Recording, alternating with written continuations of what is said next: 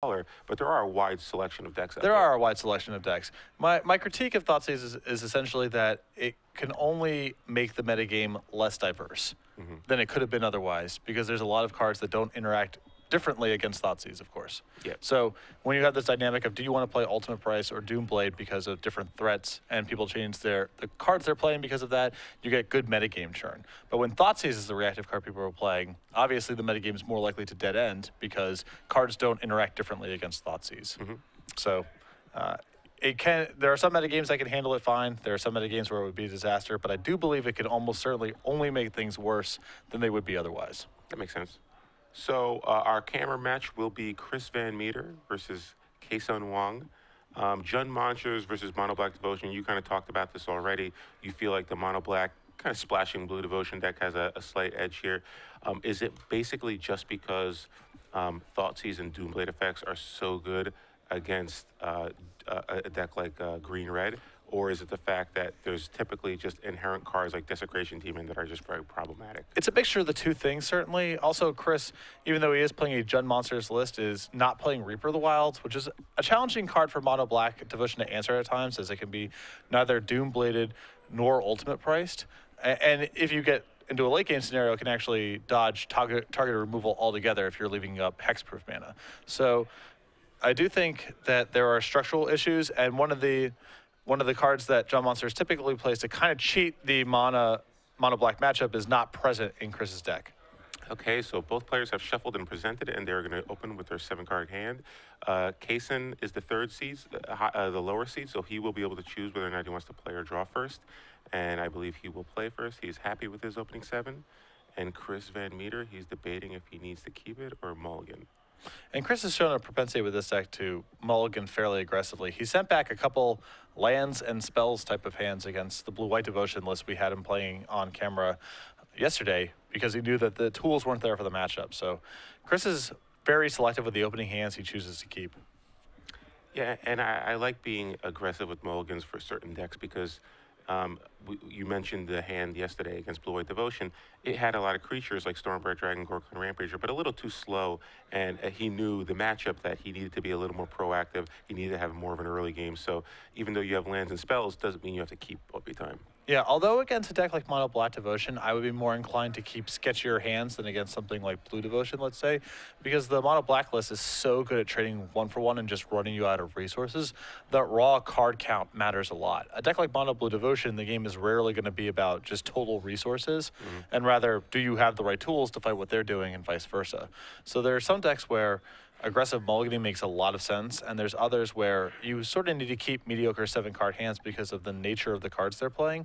I think Mono Black Devotion is more in the second camp. When you're playing against Thoughtseize and Hero's Downfall and Devour Flesh and so forth, you just kind of need all your spells. You can't afford to be too liberal throwing them away. Yeah, a hand like 2 Scrylands and 5 spells is probably keepable, even if most of those spells are high-end.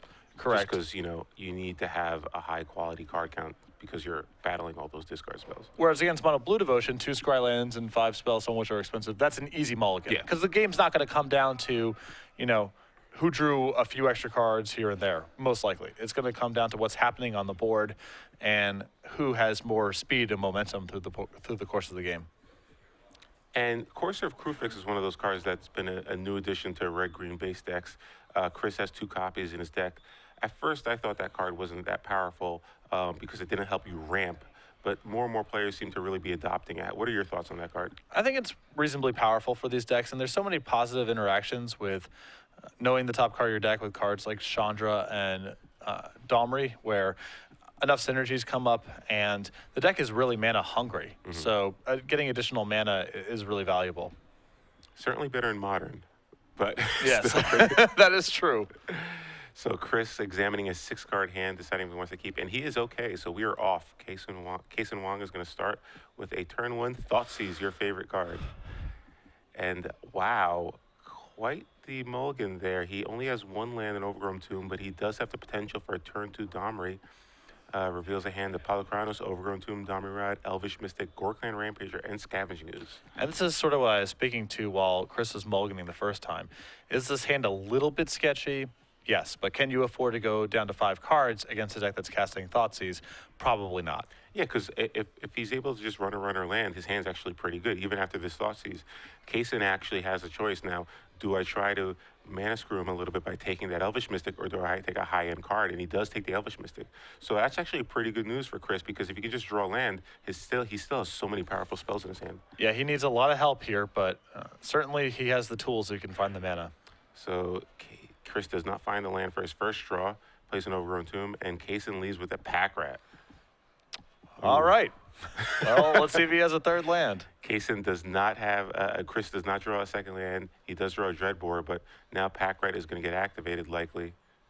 And no, interesting. Okay. Plays an Underworld Connections and attacks with the Pack Rat. So Chris does have an out to that Pack Rat now if he draws a land, and he does, and immediately Dreadbores the Pack Rat. Yeah, pretty fortunate for Chris there. I suspect if Kason simply made a rat every turn, it would be nearly impossible for Chris to catch up. Yeah, Zvi Malshowitz wrote an article about it's almost always right to just activate Rat. Yeah, certainly, not only is it about that turn, but it's about setting the stage for future turns. Wow, and really good turn of events here for Chris. Not only does Kason no longer have Pack Rat, but he actually missed his 4th land drop. He does have a removal spell for the Scavenging Ooze that Chris played. Chris did not find a 3rd land yet. And Chris still kind of keeping his head above water here. It's not a full disaster yet. If you can find a 3rd land next turn, especially if Kason keeps missing land drops, Chris could get right back into it. Unfortunately, Chris has not found a 3rd land yet. He just has a 2nd Scavenging Ooze that he can play. However, Kason has multiple Heroes Downfalls, and now it looks like we might see Desecration Demon join the party. Yeah, Kason still may want to try to hit land drops and draw a card here, but I like deploying the Desecration Demon here. End the game as quickly as you can before Chris is capable of drawing out of it. So Chris drew a Sylvan Caryatid. Unfortunately, that is a mana that can be killed with a Devour Flesh. Let's see if Kason does have it or not. Either way, he still has the active Underworld Connections along with his 6/6 flyer. So let's see what Kason decides to do here. He's going to activate Underworld Connections, draw a card, go down to 15. He draws a 2nd Underworld Connection. It looks like he has a Grey Merchant in his hand along with another Pack Rat. Yeah, and I think at this point, Kason only needs to hit once or twice with the Desecration Demon along with the other permanents he has access to in his hand to set up a lethal Grey Merchant. So I don't think he's going to get too fancy here. I probably actually like deploying the connections here, as the only thing that really matters is finding land drops and getting yourself to Grey Merchant, but Kason going to go with Pack Rat instead. Yeah, so he plays the Pack Rat, and now he has access to 5 Devotion. If he plays Grey Merchant, that's a drain for 7. So yeah, one more hit with the Desecration Demon, and it's likely over. But Chris does finally find the 3rd land, and he deploys Apollo Chronos. Now, at this point, Chris probably can't afford to play around Grey Merchant, so it's unlikely he's going to sacrifice his Caryatid. Yeah, well, Chris can afford to play around nothing. Yeah. I mean, he has to hope that Kason's hand is all land somehow, even though he's been missing land drops, because more creatures or just removal spells are nearly impossible for Chris to beat at this juncture. So Kason did draw a 5th land, but rather than attack with Desecration Demon first, he drew a card that if he played Grey Merchant this turn after a Desecration Demon hit, he probably would have killed Chris. But he's going to draw a card first. He did draw that Water Grave was the land he drew earlier. So now he has access to the blue splash in his deck, which is Psychic Strike, so he can actually counter spells. But it looks like he's going to cast Hero's Downfall on the Apollo Chronos. And this is fine. I mean, he's still trucking in for a lot of damage this turn, and he still has a lethal Grey Merchant at the ready. So let's see what Chris decides to do. Obviously, the Desecration Demon trigger is going to go on the stack. Chris can sacrifice his Sylvan Caryatid, but again, really not a good situation here. So Desecration Demon and Pack Rat come over. Water Grave gets tapped to activate the Mutavault, even though it's not attacking, just to pump up the Rat. So Chris falls to 5. Another tribal synergy for Mutavault. Yeah, so Chris drew a Xenagos Reveler. Unfortunately, Kason does have that Grey Merchant in his hand, so that can get deployed next turn to provide the final points of damage. Yeah. The issue here, of course, Chris is just in the abyss already because of Desecration Demon, so...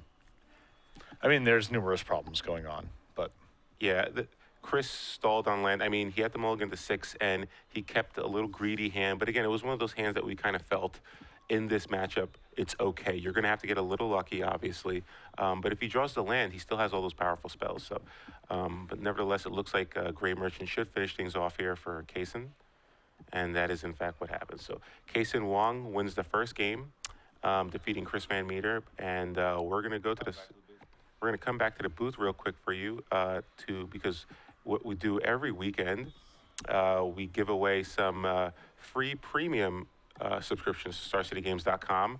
This weekend's no different. We're going to give 3 months, 6 months, and full year's worth of premium during our quarterfinals, semifinals, and finals during the Standard Open, the Invitational Open, as well as the Legacy Open top eights. So our first question for 3 months of Star City Games Premium will be brought to you by Patrick Sullivan. So the rules for this contest are I'm gonna ask you the question. You're gonna tweet this answer at SCG Live, hashtag SCG Premium. Of the correct responders, one will be selected at random to receive the 3 free months of Star City Games Premium content. It is about accuracy and not speed. So don't worry about being the first person to get your answer in. Just make sure that's the correct one. And Kasun Wong, we saw him just take game 1 against Chris VanMeter. He's playing Mono Black Devotion, except not quite. There is a touch of blue in the deck. There are 2 main deck copies of a Dimir card that he's playing off of 4 Blue-Black Temples and 4 Watery Graves. Name that card. Again, tweet the answer at SCG Live, hashtag SCG Premium, and one of you will be selected at random for 3 free months of Star City Games Premium content. Okay, so going back to the match here, we're going to look at the sideboards for both players. Now, Chris VanMeter lost the first game, so he's going to be on the play for the second game. Looking at his sideboard, what do you see him bringing in for this matchup? I do like the additional Planeswalkers. I think Garrick, Caller Beast, and Chandra Pyromaster are pretty well set up for this matchup. I think he's actually going to want to bring in copies of Ultimate Price, as Desecration Demon is a particularly hard threat for him to deal with. Abrupt Decay is in play, as it can answer a couple of Kasun's cheaper threats like Pack Rat alongside Underworld Connections, which is a critical card. I think Golgari Charm is potentially a card he wants. Again, it can either fizzle a removal spell or destroy Underworld Connections, so pretty flexible there. I don't think he's going to want to go to the 2 copies of Thoughtseize. I think that's probably for more dedicated Esper decks, and a lot of Kasun's pieces are redundant or interchangeable, so Thoughtseize is a little less effective against Kasun than it would be against your typical blue-white or Esper control list. And given the quality of Chris's creatures, he has a lot of really viable top decks. So what are your thoughts on a card like Sire of Insanity? Because Kasun doesn't really have a lot of ways to kill Sire of Insanity. It's basically he just has Hero's Downfall. And the Mono Black Devotion deck, since they're so reliant on generating like a huge card advantage with like Underworld Connections and like grinding you out that way, what do you think about maybe potentially boarding in that card in this matchup? I think bringing in another Sire is fine. It's worth noting that Chris already has one in his main deck, and I think there's probably only so many 6-mana creatures you want because of the nature of the matchup. But Sire can have spots of being very powerful. If Kasun's shields are down, it's going to be very favorable for Chris to land it. And as you mentioned, there's not a lot of answers. I mean, Hero's Downfall, of course, can answer it like he can answer basically any other creature. But a lot of the other removal spells in the format don't touch it. Okay, so looking at Kasun's sideboard here, he's got 3 copies of Lifebane Zombie, which is obviously very good in this matchup. 1 Notion Thief, which is actually a pretty cool sideboard card. Obviously, they're probably more for the Esper decks.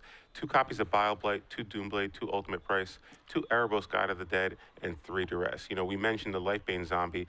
For this particular deck, his options are pretty straightforward. It's usually a lot more Doomblade type effects along with Lifebane Zombie. Yeah, just, you know, Chris's deck is chock full of good 4- and 5-mana creatures, so just bring in some efficient removal spells against that. The other side of this is it does make Chris's Planeswalkers better post-board. As Kasun becomes much more efficient at trading 1-for-1, Chris has to have other sources of card advantage. Okay, so just to give you an update on our 1 versus 8 match, Greg Hammock is up a game versus Andy Varel. So the red aggro deck is currently up 1 game versus Band Control, which is our backup camera match. Yeah, it's not surprising to me.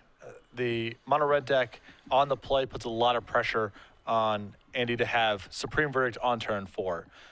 Not even Jace is going to be good a lot of the time because Greg's list is going all the way up to Fanatic of Mogus in the main deck. Yeah, and Greg is the 1 seed, so he's going to be able to be on the play for the rest of this top 8, which is a pretty good place to be if you're red aggro. Yeah, it's good for most decks. It's more pronounced for red aggro probably than any other deck in the format. So both players shuffling up here. Kasun, it will be on the draw because he won game 1. And Mono Black Devotion versus Jund Monsters, you kind of felt that this matchup favored Kasun's deck. Although, you know, game 1, we certainly saw him roll over Chris, although Chris did mulligan and stall on lands there for several turns. the situation there, you saw Kason really not really value Pack Rat that highly that game. There were a lot of situations where he could have just discarded the Pack Rat and just put further pressure on the board that way. Instead, he chose to either cast Hero's Downfall or cast Underworld Connections.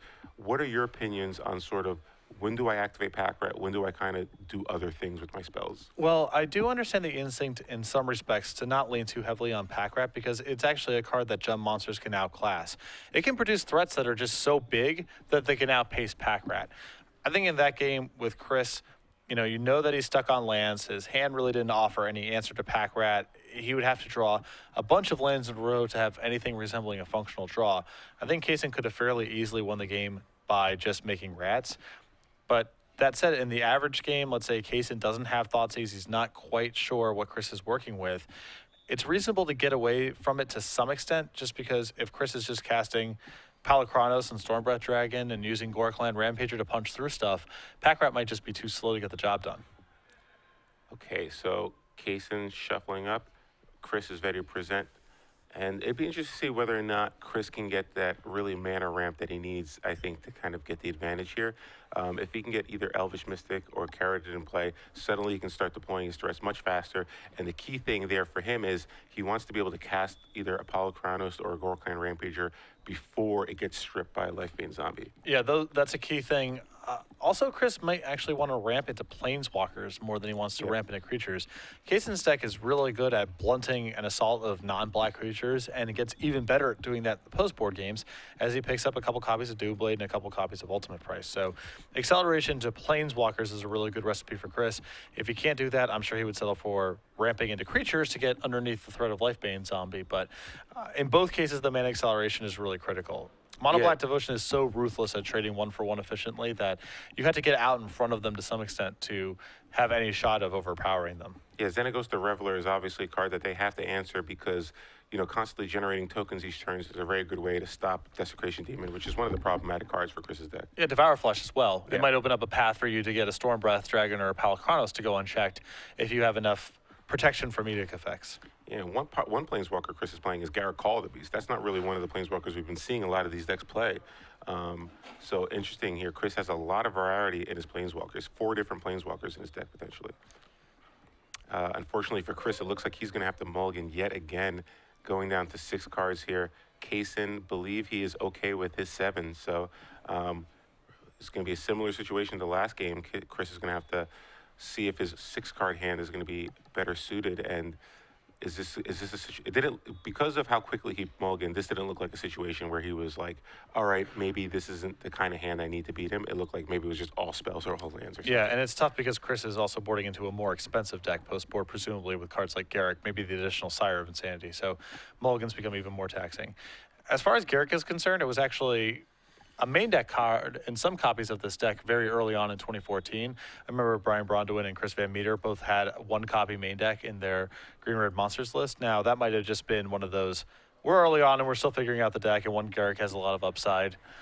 But the card has receded in popularity. It's not in that many 75s anymore, but Garrick in slower matchups still has the potential to power through a lot of threats. If Garrick goes unchecked, no deck in the format is going to be able to keep up with you in terms of card advantage, and random Doomblades and other removal spells are not going to keep your head above water. Yeah, it's sort of like just a good 6-mana spell that if you ever get flooded, allows you to kind of deploy a really valuable threat. Just a little update on one of our other matches. Our 5-seed, Harry Corvasi, has broken serve against Travis Harrison, defeating him game 1. So Esper is up a game versus Blue White Devotion. Yeah, and again, not surprising. I don't think that matchup is very good for Blue Devotion to begin with, and I believe the white cards probably cause more harm than good. Yeah, particularly game 1, Detention Sphere is not really one of the cards that's good in that matchup. Yeah. So Chris VanMeter is happy with his 6-card hand, and he leads off with an Overgrown Tomb and an Elvish Mystic. And it looks like he has some lands in all of his colors of mana here, so. Oh, and there's that problematic card again, Thoughtseize takes Sire of Insanity, and it's so frustrating playing against that card because often you keep these hands of Mana Ramp and Fatty, and once they take your 1 Fatty, you're basically just left with nothing but lands. So that's exactly what we see here. Chris draws a removal spell, so really tough spot here because he just doesn't have a lot of action. Yeah, one way to blunt Thoughtseize is by being really linear, aggressive, and homogenous, so you make the life payment of life matter, and so you don't care about any particular card getting discarded. But when you're trying to mix A and B, you're trying to explore some sort of synergy, or like you mentioned, you're trying to ramp into something large, Thoughtseize is brutal in taking the key piece you're building towards or the enabler that you need. So Kason used Devour Flesh, targeting Chris and getting rid of the Elvish Mystic. Obviously, Devour Flesh was not really going to do much better with that Mystic in play. So now he casts Duress, taking the Dreadbore, and Chris reveals a Stormbreath Dragon that he drew last turn. So finally, he did get a threat. So he will be able to deploy something. Yeah, I'm not sure how good Duress is in the matchup. Chris doesn't have that many spells, but the spells he has are quite good. And Chris was caught with a Dreadbore in hand. So Chris got a little lucky here. He top deck a Domri, which is going to be great for him here. If he misses, it's likely going to be a land, which is perfect for him anyway because he needs 5 mana to cast that Storm Breath in his hand. Yeah, and it also might pull him out of the card disadvantage of the mulligan here. So this Domri does give him some hope of dragging himself out of this. Yes, it could also draw a Hero's Downfall from Kason, which means that that's one Hero's Downfall less that he'll be able to use on a Stormbreath Dragon. So Lifebane Zombie comes down, and obviously there's just a Stormbreath Dragon, so no hit for Lifebane. Let's see. And oh, wow. So it wasn't a land, but it is a Xenagos the Reveler. So now Chris in a position where you can have 2 Planeswalkers in play. But here you see how useful Lifebane Zombie is in this matchup. Not only can it attack your hand, but it could also attack Planeswalkers unfettered. Yeah, as good as Chris's board is developing right here, he is going to have to go through some hoops to protect it from this Lifebane Zombie and potentially future threats as well. Yes, if he can resolve Stormbreath Dragon next turn, he can use the Stormbreath Dragon to fight the Lifebane Zombie with Domri's ability. However, that's pretty tricky because if Kason does have a removal spell, that will work. Yeah, and I think Chris right now is contemplating using the Domri to fight the Lifebane Zombie. The issue here, of course, is that Kason has a Mutavault in play, which means the Domri would die on the following attack. So most likely what Chris has to do here is simply plus his Domri, except that Xenagos might be going away, unless you... I mean, I guess essentially he gets to choose which Planeswalker he wants to protect, which one he considers to be more valuable. So I guess he's willing to lose Domri to keep Xenagos around. Yeah, so that's an interesting play because, like you said, it's basically deciding which Planeswalker do I find to be more valuable. He obviously values Xenagos a little higher than Domri, and it also means that Kason is going to have to use most of his mana this turn to kill that Domri if he decides to. So pretty interesting decision for Chris there. Yeah, and, you know, again, both Planeswalkers seem of approximately equal value right now. I can understand wanting some Edict protection for your dragon here and deciding to keep Xenagos. Yeah, so looks like the play might pay off for Kason, for Chris. Unfortunately, Kason does have the ultimate price for the Stormbreath Dragon, so only that 2/2 Satyr is going to come over. So, but again, Chris is still pretty happy if he just has to tax Kason's mana, trying to keep Xenagos pinned down, and Chris can squeeze a couple 2/2s out of this. So it looks like Kason has another Lifebane Zombie, a Grey Merchant, Underworld Connections, and a second Mutavault in his hand. Mutavault can get activated to attack Xenagos down to 1 if he chooses, and it looks like that is what's going to happen. And are we going to see a Lifebane Zombie come down here? It looks like, yes, we are going to see Lifebane. So Lifebane threatening to end Xenagos fairly quickly. Yeah, and, you know, that again, that looks like a Lifebane Zombie that's fairly anemic, but just getting a 3-power Intimidate creature into play gives Kason some game against Xenagos and insurance against future Planeswalkers from Chris. So Kason in pretty good shape here, despite the fact that Chris was able to resolve 2 Planeswalkers. Lifebane Zombie just proving his power, but top deck Stormbreath Dragon changes things yet again for Chris. Now Chris is now attacking for 8, and Kason's already at 13. So it's going to be tough here for him to drop to 5.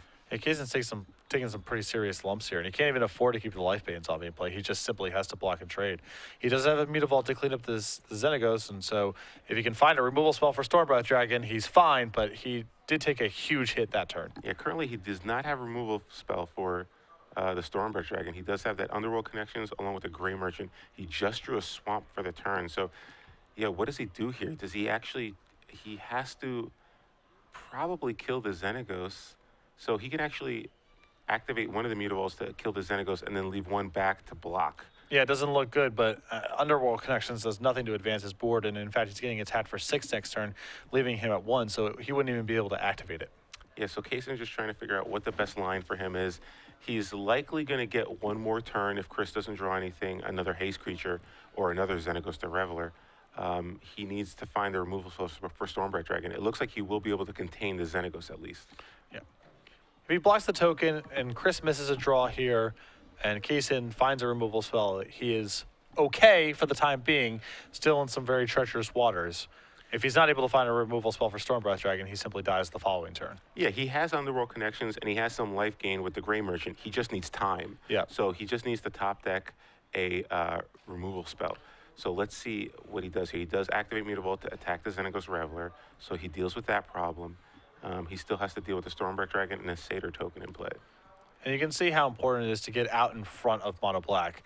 It's not like Kasun didn't have some tools to work with this game, and if Chris has to draw Stormbreath Dragon that turn, it's possible Kasun has the cushion to deploy Underworld connections and start drawing cards that way. But taxing their life total, getting out in front of them on the board, these are all very critical tools.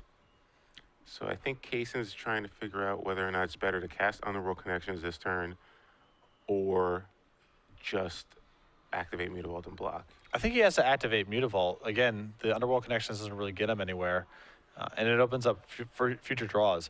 If Kasun trades with the Satyr token this turn and Chris doesn't draw a creature, now Devour Flesh suddenly works as an answer to Stormbreath Dragon. Yep. And the connections, again, doesn't get him anywhere because if he taps out, Kasun falls to 1 from the attack, so he can't even activate it a single time.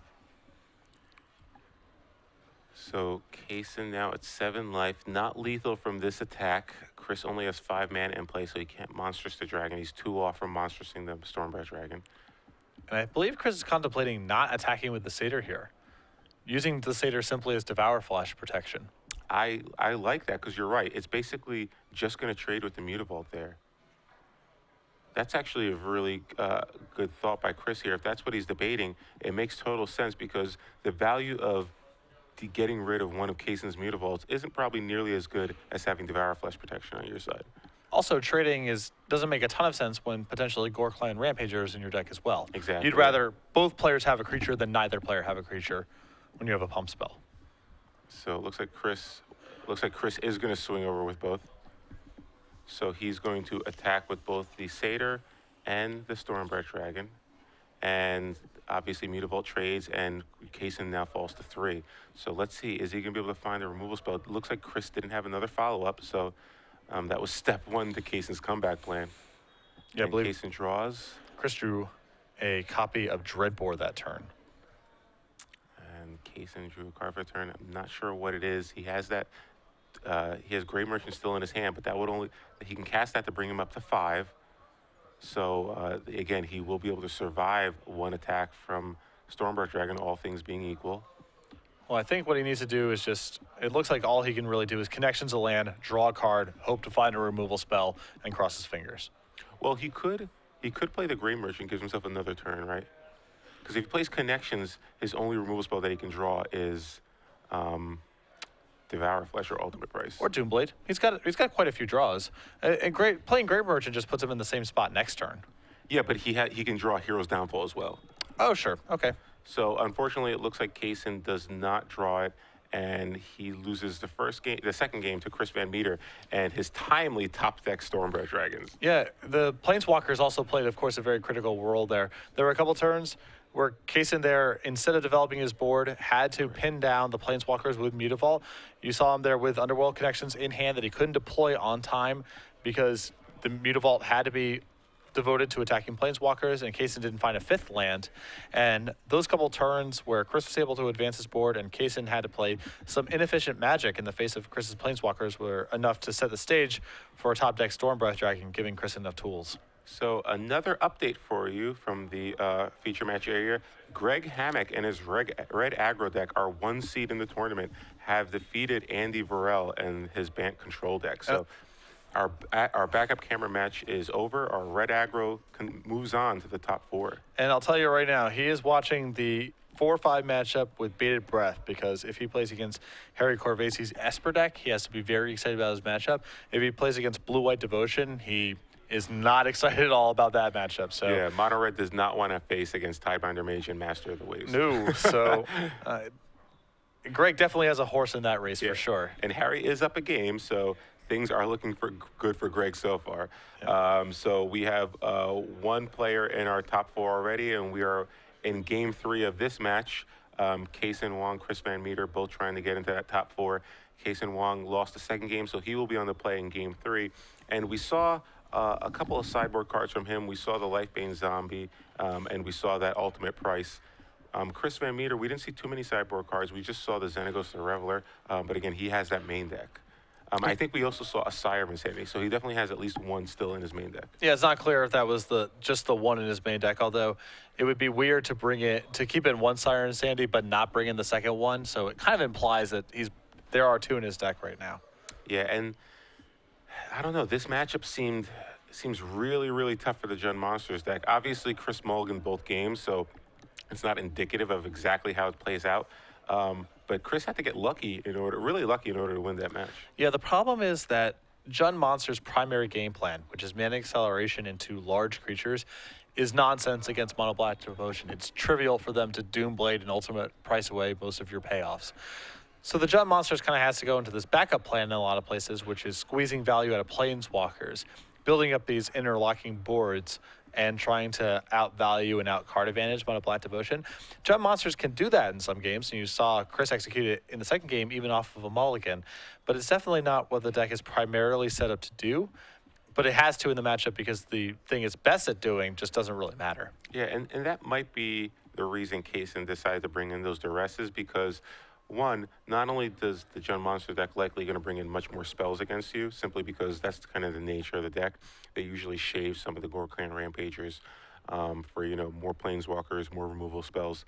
But it's also a way for him to kind of deal with Planeswalkers, which is something that, like you said, his deck can have some difficulty dealing with. Obviously, Hero's Downfall is one way for him to kill a Planeswalker, and attacking it with Lifebane Zombie is another. But beyond that, if Chris can get some of those Planeswalkers going unchecked, he's going to be in really good shape. Yeah, that's the critical piece. It can't be acceleration into Palakranos and Stormbreath Dragon, though.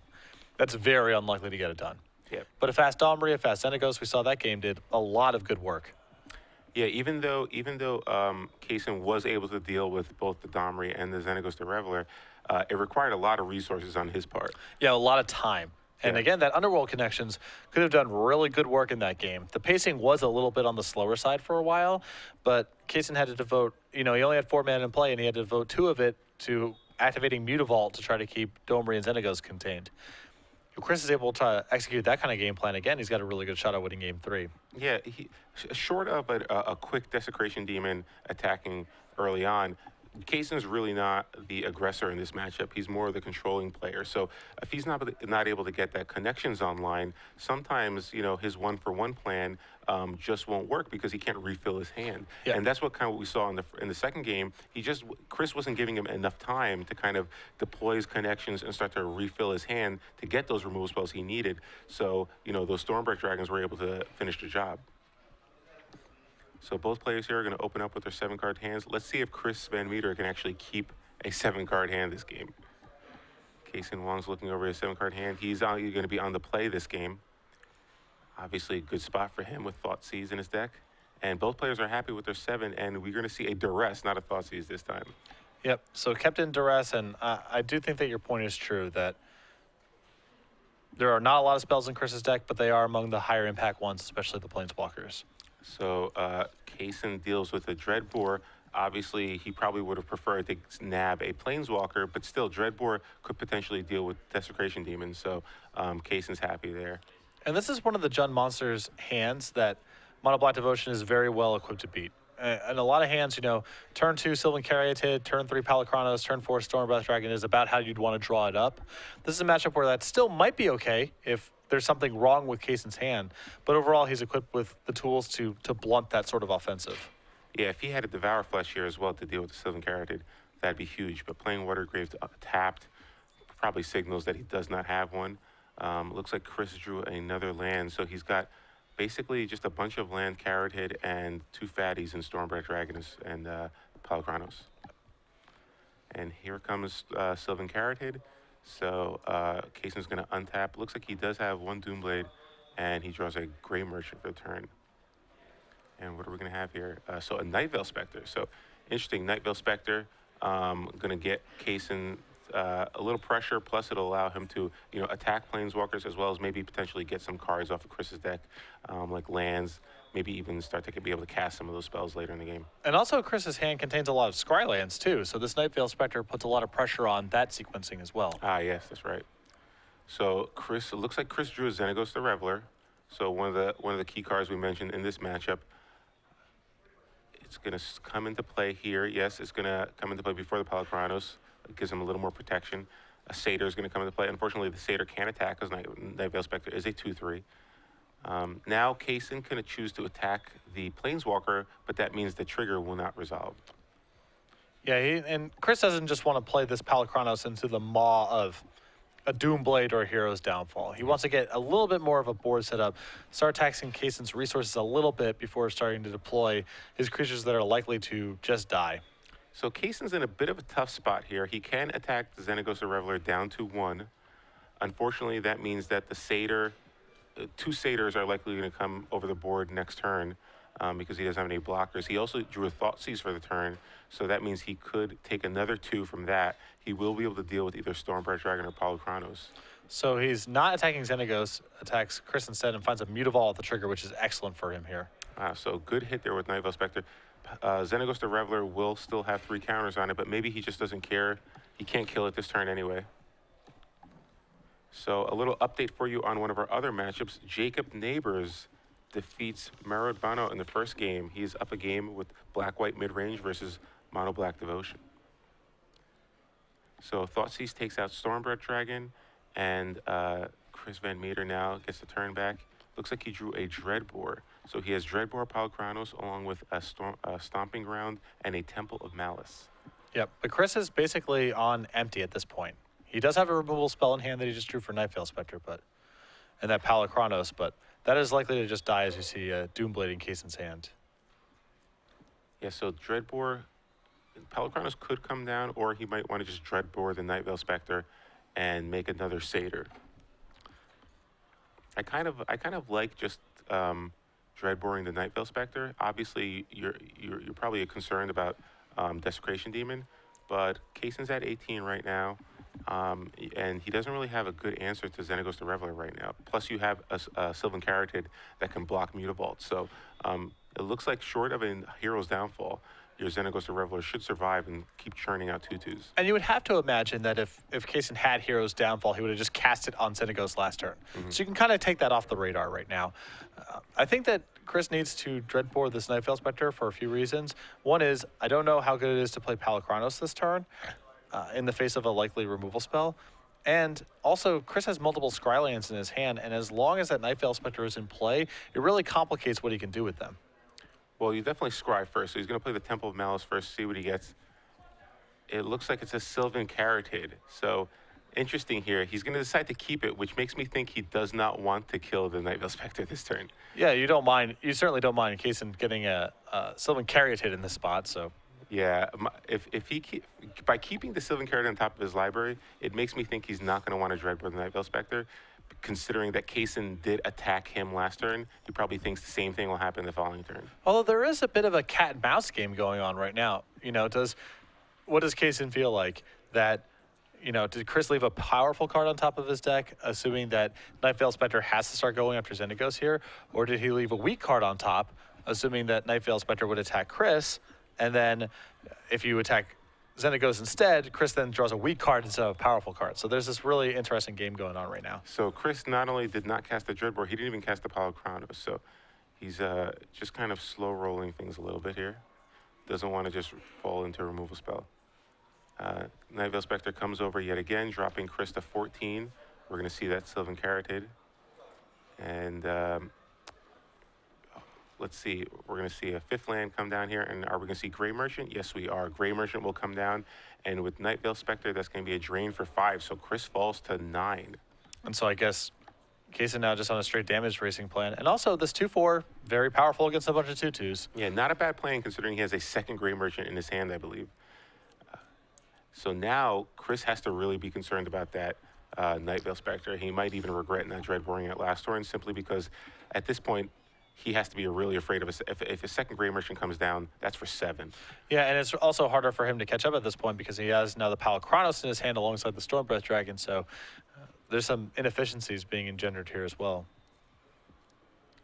So it looks like he drew a Stormbreath Dragon, and he has that Dreadbore along with a Stomping Ground and a Palakronos. So not able to deploy multiple threats. He could cast Dreadbore and Palakronos in a single turn. Likely probably has to deal with Nightveil Spectre now. He tried to delay it for a turn, but I think you want to just be able to get rid of that flyer, plus get rid of 3 Black Devotion. Yeah, and I don't think Chris can afford to play Stormbreath Dragon on defense. He had enough respect for a Doomblade or Ultimate Price last turn to not cast Palakronos. So if he's still assuming that to be the case, then Stormbreath Dragon provides him no defense this turn. So he could uptick Xenagos, though. If he upticks Xenagos, he'll generate 3 mana, so then he can cast Stormbreath and Dreadbore in the same turn. So that'll allow him to kill the Nightveil Spectre and attack for 4 in the air. And that basically, if Kason's going to have to pull the trigger on a removal spell for Stormbreath there, because otherwise it's going to get monstrous the following turn. Yeah. So I kind of like getting Stormbreath into play as soon as possible, especially if you can cast Dreadbore as well. So Xenagos is 3 additional mana, and then 4 if he plays Stormbreath Dragon. Yeah, okay. So he can generate all the mana necessary. So let's see what Chris decides to do here. Xenagos gives him a lot of options. If he upticks it, he'll generate 3 more mana. So let's see if he wants to. Making another Satyr here probably doesn't seem ideal, given that there is a Gray Merchant and Kason's at 19. Yeah, that's not going to get him very far here. But deploying Stormbreath this turn and getting to hit for 4 is valuable. Yeah.